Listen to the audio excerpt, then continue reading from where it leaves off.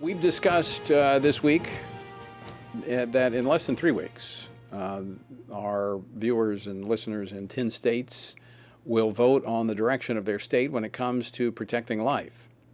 Now, what kind of state do they want to live in? What kind of state do you want to live in? What kind of nation do we want to be when it comes to standing up to this attack on the unborn? Now, as I mentioned, these are in these 10 states, with the exception of Nebraska, that has actually two competing amendments. All of them are pro-abortion. They've been put on the ballot by the pro-abortion industry, trying to take not what they say, that they're just trying to move back to prior to the Dobbs case. They want to go back to Roe v. Wade, 1973, where it's the wild, wild west when it comes to abortion. And I've said this before, and I'll say it again. If somebody wants to embrace and celebrate and promote the killing of babies, can you really trust what they say? Will they lie to you? I think they will. If they'll kill a baby, they'll lie to you as a voter. Well, Florida is one of the 10 states that has an abortion-promoting amendment on the ballot. It's Amendment 4, which would enshrine abortion into the Florida state constitution. And it would eliminate most of the pro-life laws that have been passed in the state of Florida over the last 40 years. Now, there was a report last week by the Secretary of State that there was widespread fraud in the collection of the signatures to put this onto the ballot. And today there was a lawsuit filed to take the ballot off, the measure off the ballot because of the fraud. Joining me now to discuss this and what the amendment would do and why you need to vote against it is Senior Counsel at Liberty Counsel and the President of Liberty Counsel Action, John Stemberger. John, welcome back to Washington Watch. Tony, great to be with you again. All right, before we get into the content of Amendment 4 and just how extreme it is, give us the latest on this breaking news of a lawsuit filed against Amendment 4. Yeah, this is a very serious matter.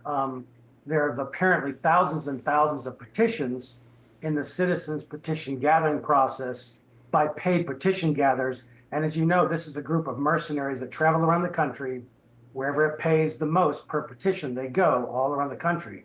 They don't really care about the issues. They just gather these petitions. And there was widespread fraud, dead people signing petitions, people who are not real people signing petitions, double signatures, all throughout various counties.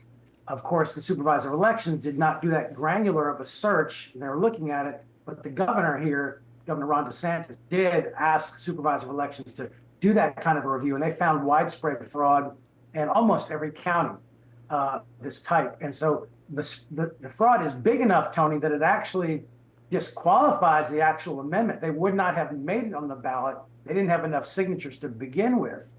So today, Alan Lawson, former Supreme Court Justice of the Florida Supreme Court, now in private practice, a very sharp lawyer and former justice, filed a lawsuit on behalf of several supervisor of elections and several voters to address this fraud. Even if they did win, and I don't think they're going to win, Tony, I think we're going to beat this at the ballot box, but even if they do win, this could be struck down because of the serious nature of the way these petitions were gathered. All right, John Stemberger, let's talk about why people should be voting against this. Let's talk about the content, what this amendment would actually do. Yeah, well, Amendment 4 is not what it seems, and it's way too extreme.